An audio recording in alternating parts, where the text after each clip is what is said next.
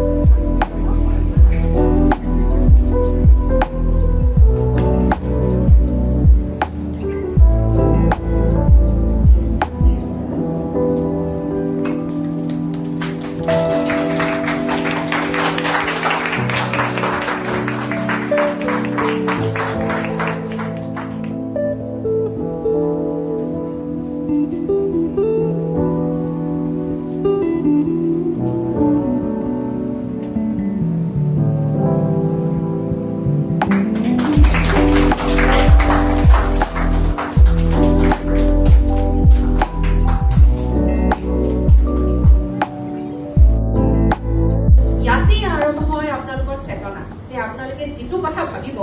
সেইটো কথাই হ'ব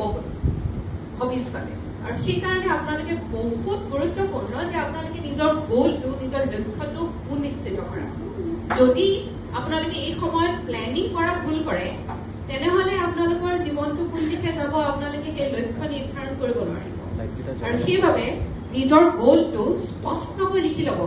নিজৰ কিতাপ এখনত বহী এখনত বা নিজৰ দেৱালত আঁৰি ল'ব যে আপুনি কি হ'ব বিচাৰিছে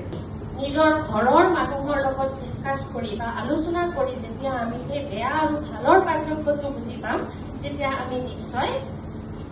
ভালৰ ফালে গতি কৰিব পাৰিম যিহেতু পুনম বাইদেৱে মেমে তেখেততকৈ খুব সৰু তথাপিও সন্মানৰ ক্ষেত্ৰত বাইদেউ বুলি কৈছোঁ তেখেতে গোটেইখিনি কথা বৰ সুন্দৰভাৱে ক'লেই গতিকে সেইখিনি কথা আৰু ৰিপিট কৰাৰ কোনো দৰকাৰ নাই পুনৰাবৃত্তিৰ কোনো দৰকাৰ নাই বুলি মই ভাবি লৈছোঁ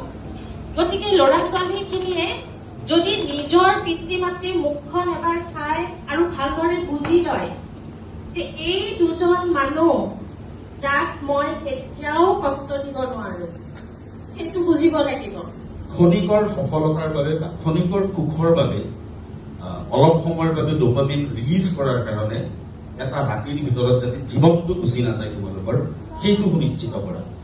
তোমালোকে বহুত ডাঙৰ মানুহ নহলেও মা দেউতা সুখত থাকিব যদি তোমালোকে মা দেউতাৰ শেষ সময়ছোৱালৈকে তেওঁলোকৰ চকুৰ আগত ভালকৈ থাকা সুস্থ হৈ থাকা ধুনীয়াকৈ থাকা আৰু যদি এটা মুহূৰ্তৰ এটা ৰাতিৰ আনন্দৰ বাবে তোমালোকৰ মা দেউতাই তোমালোকৰ ভঙা হাত ভৰি মুখ চাবলগীয়া হয় তাতকৈ আৰু তোমাৰ পাৰ্চেণ্টেজৰ সেই মাৰ্কশ্বিটখনে মা দেউতাক সুখী কৰিব পাৰে আমি কিবা হেৰি থাকে না যেতিয়া কিতাপখন মেঘনো যেতিয়া পঢ়ো আমি কি ভাবো মাৰ্কছ ইয়াৰ পৰা বেছি আহিব এই চেপ্টাৰটোৰ পৰা বেছি মাৰ্কছ আহিব এইটো মই পঢ়ো এইকেইটা এনেকুৱা ধৰণৰ কুৱেশ্যন আহিব মই পঢ়িম কথাটো উল্টাকে ভাবা যে মই কিয় পঢ়িব লাগে এতিয়া ধৰি ললো একদম সৰু এক্সাম্পল এটা দিছো মেথছত আমি কি পঢ়ো ছেট থিয়ৰী যেতিয়া পঢ়ো মই কিয় পঢ়ো কিতাপত আছে কাৰণে পঢ়িছো তাৰ পৰা 5 নম্বৰ আহিবৰ কাৰণে পঢ়িছো তাক মই এনেকুৱা কমন পাম বাছ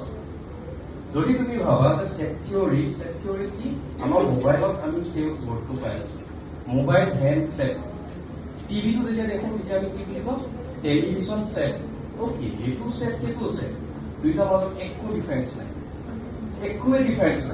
এতিয়া মোৰ মোবাইলৰ স্পীকাৰটো তোমালোকৰ মোবাইলত গৈ পেলাই যদি মই ফিট কৰিব বিচাৰো কি হ'বনে যদি মডেল বেলেগ কোনো কাৰণত নহয় সেইটোৱে হ'ল এলিমেণ্ট মেথছত বেলেগকে চাবই ল'ব কাৰণে যদি ছেট থিয়ৰী পঢ়ি আছা তুমি গম পোৱা তোমাৰ হাতত মোবাইল হেণ্ডছেট আছে সেইটো তুমি চাই তোমাৰ গোটেই এলিমেণ্ট কি হয় কেনেকৈ এটা ছেটৰ এলিমেণ্ট ইটো ছেটত নোসোমাই গোটেইখিনি বুজি ল'ব পাৰা প্ৰেক্টিকেল হোৱা আৰু সদায় মাইণ্ডত এটা দিবা এইটো তোমাৰ কোৱা হয় লজিকেল ৰিজন যে কিয় তুমি যদি পঢ়িছা কিয় জাষ্ট কিয়টো ৰখোৱা এতিয়া কিছুমানৰ মনত আহিব চাৰে অকল মেথছৰ কথাহে পালো মেথছতো মই বুজি পালো set theory mobile handset history পঢ়িলে মই কোনখন পাত কি মিলাম হিষ্ট্ৰী যেতিয়া পঢ়িছো মই পঢ়ি আছো কি যে আমি স্বাধীনতা কেনেকৈ পালো তুমি মিলাবই নাই পৰা এতিয়া লগত আগতে কি কি কৈছিল কেনেকৈ মিলাম প্ৰেক্টিকেলি কেনেকৈ পচিবল দেন তুমি চোৱা তোমাৰ মা আৰু তোমাৰ দেউতাই কি কৰে তোমাৰ মা আৰু দেউতাৰ সমাজত পজিশ্যনটো কি? বাট এজন পুৰুষ আৰু এগৰাকী মহিলাৰ এতিয়াৰ দিনত আমাৰ সমাজত পজিশ্যন কি কি?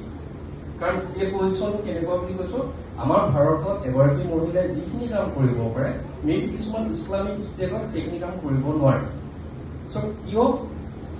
এনচাৰ কোনে দিব? হিষ্ট্ৰীয়ে দিব। সেই হিষ্ট্ৰীত আমি সেইখিনি পাম যে সেই সময়ত আমি যদি ব্ৰিটিছৰ বিৰুদ্ধে প্ৰথমটো পুৰুষসকল ওলাইছিল কবি, তাৰপিছত মহিলাসকলে যদি সমানে ওলাই নাহিলে হয়, এতিয়া মহিলাসকলৰ যিটো পজিশ্যন সেইটো যেন থাকি। মই শলাগ জনাইছো আজিৰ এই সম্বৰ্ধনা সভাত উপস্থিত থকা প্ৰতিজন ছাত্ৰ ছাত্ৰী আৰু অভিভাৱকলৈ। মই শলাগ জনাইছো আজিৰ এই সম্বৰ্ধনা সভাত যিসকল অভিক শিক্ষাৰ আমাৰ কৰ্তৃত্বই অতি সহায় জনাইছে, লগতে অভিক গ্ৰুপৰ সকলো সদস্যক মই সন্মান জনাইছো। শেষত আজিৰ এই গাম্ভীৰ্যপূৰ্ণ অনুষ্ঠানটোত উপস্থিত থকা আপোনালোক আটাইলৈ মোৰ সশ্ৰদ্ধাৰ প্ৰণিপাত আৰু অশেষ ধন্যবাদ। ধন্যবাদ।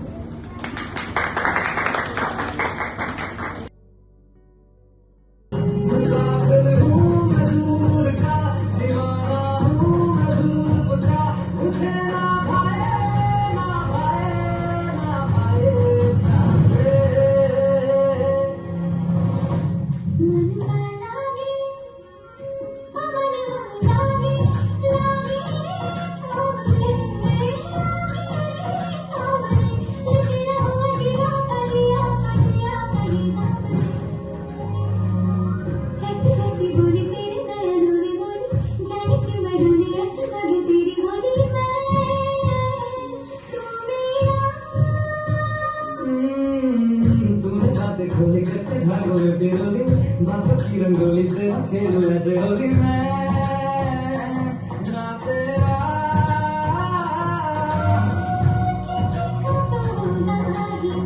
क्यों ना तुझे